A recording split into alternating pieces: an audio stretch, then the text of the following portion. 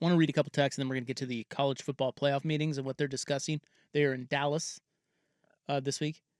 Somebody says, I feel like doing the math of the life of the bond proposed, which is 30 years, getting $26.6 million a year for the jock tax doesn't seem difficult over a baseball season.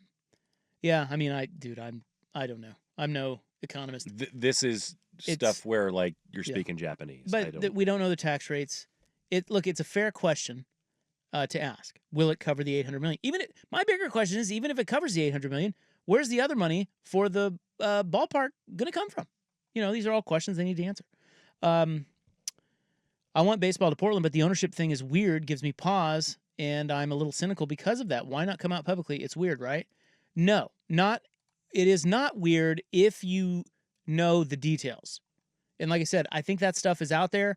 Obviously can't say it. But it's weird that yes, it's still an unsaid thing. If you don't know, I get that sentiment, and there's nothing they can do about that. I think they just need to be further down the road for this person to come out.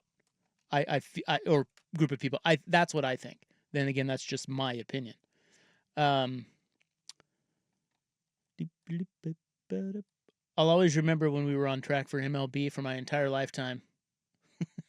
Maybe the next generation will have a chance. Yeah, it's kind of been that now, right? Yeah. I mean, if you had a kid back when this first started, which I was on the air back then, it was like 2001 or something, the Expos thing. I'm very confident. Yeah. They'd be out of college by now. Yeah, that's right. Still no base. Mm-hmm. Baseball. It's called sports, particularly baseball in particular. It's called sports. It's called baseball in particular. Regarding the baseball stadium, the problem in Portland is that there is a sizable faction on both the left and the right that oppose it.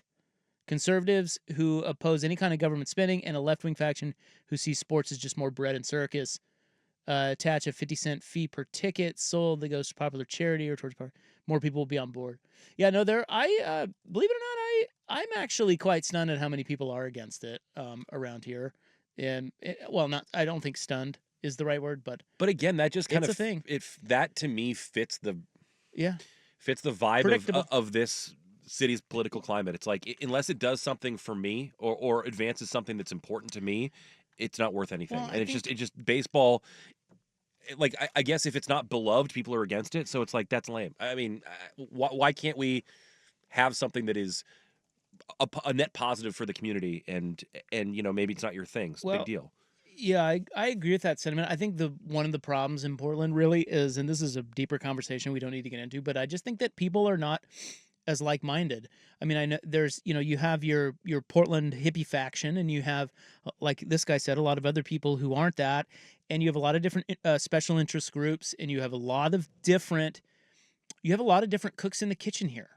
I mean, it's just a lot you have to go through, and like, for example, a city like Salt Lake, I just feel like a lot of people are on the same page. Whereas Portland is not that type of city. And I think the frustrating part is that you don't have to be like-minded to get something done. I agree. Like, everyone can get something done not thinking the exact same thing. No, I agree. But we get in our own way. Yeah. No, I know. But believe me, it's maddening. The one thing I would say, just to wrap this all up, and we're going to move on here, but I would just tell you, as I've been telling you, and I'm telling you, the Portland Diamond Project is a good group. They have done a lot of legwork. And if Major League Baseball does not come here, it is not because they failed. Ultimately, can they get Portland to move on something that they've never moved on before? Maybe not. That's where the skeptics come in, and they're going to hold their I told you so signs, and they'd be right. But look, dude, they're trying their ass off, and they have gotten a lot further than I think a lot of people expected, particularly after the first time and everything that's gone on in the city in the last 5 years. So they're still working, man. It is not, this thing is far from over. And I just think they're doing a really good job. I mean, they even said it in the piece today in Oregon Live.